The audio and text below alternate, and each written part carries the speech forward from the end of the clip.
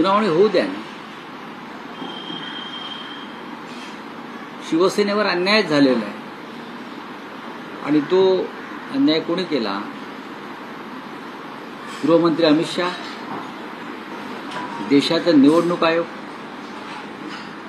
महाराष्ट्राच्या विधानसभेचे अध्यक्ष.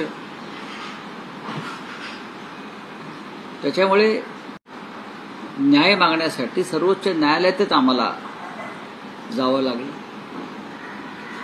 मुख्य न्यायमूर्ती चंद्रचूड यांच्याकडनं आमच्या अपेक्षा होत्या,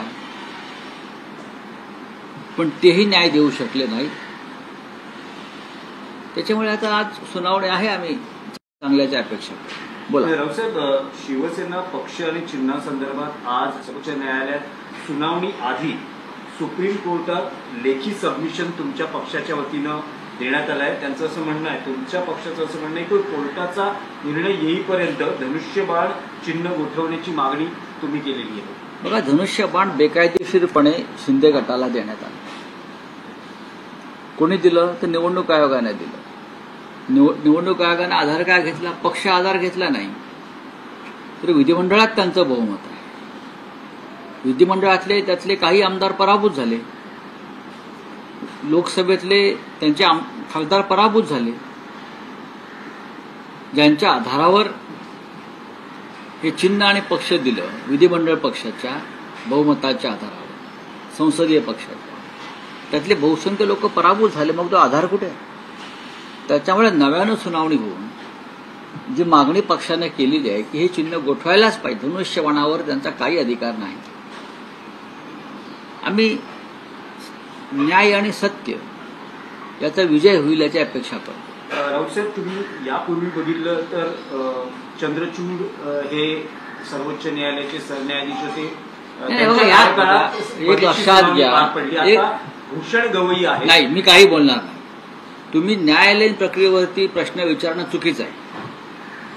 न्यायालयीन प्रक्रियेवरती तुम्ही अशा प्रकारचे प्रश्न विचारू शकत नाही, कारण शेवटी आम्ही काहीतरी राजकीय लोक एक भूमिका मांडतो आणि ती योग्य नसते. मग आम्हाला जरी बरं वाटत असलं तरी न्यायालयावरती ज्याच्यावर सुनावणी सुरू आहे त्याच्यावरती कोणत्याही प्रकारचं मत व्यक्त करू नये, हे पथ्य पत्रकारांनी पाळणं गरजेचं आहे. आम्हाला वाटतं आमच्यावरती अन्याय झाला, आम्ही न्याय मागतो. रावसाहेब, आणखी एक विषय होता की जनसुरक्षा विधेयकासंदर्भात मुख्यमंत्री देवेंद्र फडणवीस यांनी उद्धव ठाकरे यांना टोला लगावलाय. त्यांचं असं म्हणणं आहे की विधेयक न वाचताच काही जण विरोध करत आहेत आणि कडव्या डाव्या विचारसरणीला नकळत पाठिंबा देण्यासारखा हा विरोध आहे. बघा, देवेंद्र फडणवीस हे, मी असं बोलणार नाही, ते मुख्यमंत्री असल्यामुळे शहाणे आहेत आणि सत्तेपुढे शहाणपण नसते. नरेंद्र मोदी प्रधानमंत्री आहेत म्हणून शहाणे आहेत, किंवा मिस्टर अमित शहा हे गृहमंत्री आहेत म्हणून शहाणे आहेत. ते मूळचे शहाणे नाही आहेत. सत्तेवरती बसलेत म्हणून ते शहाणे आहेत आणि म्हणून त्यांचं ऐकलं जातं, छापलं जातं आणि ऐकलं जातं. डावे कडवे वगैरे सोडून द्यावं. का असतं डावी विचारसरणी असू शकत नाही का? आम्ही या डाव्यांविरुद्ध लढलेलो आहोत. शिवसेनेची स्थापना ही मुंबईमध्ये कडवट डाव्या विचारसरणीविरुद्ध लढून आम्ही शिवसेनेची उभारणी केली बाळासाहेबांनी.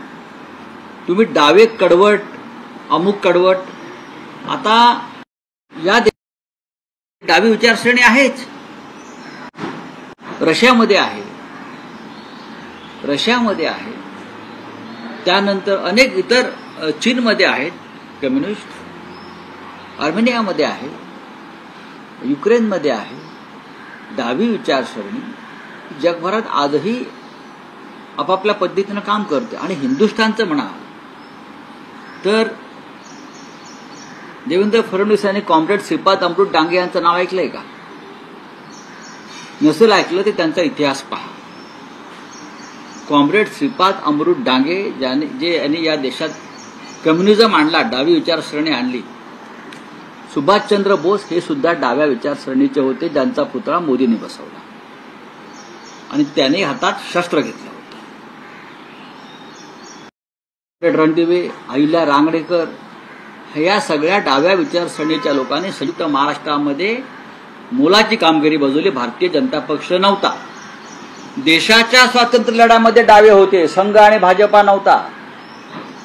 हिंदुस्थानच्या स्वातंत्र्य लढ्यामध्ये, क्रांतीच्या कामामध्ये भगतसिंग डाव्या विचारसरणीचा होता, कम्युनिस्ट होता. कॉम्रेड श्रीपाद अमृत डांगे मिरज बॉम्ब खटल्यातले मुख्य आरोपी, ज्याने ब्रिटिशांवर टाकण्यासाठी बॉम्ब निर्माण केले. सेनापती बापट हे डाव्या विचारसरणीचे होते. यांना काय इतिहास माहिती आहे?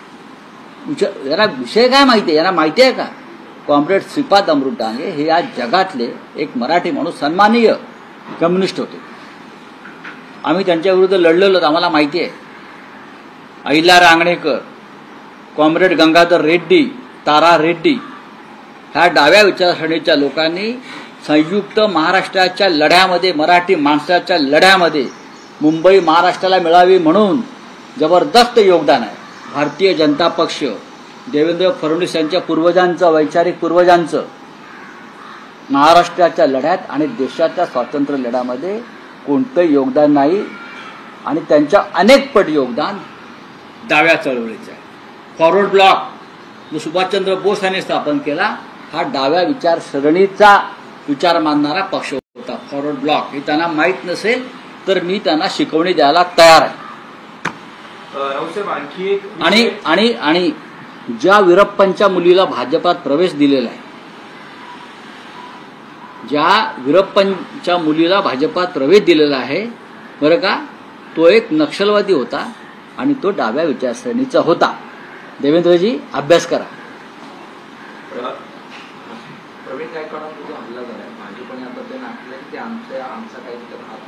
भाजपचाच संबंध आहे.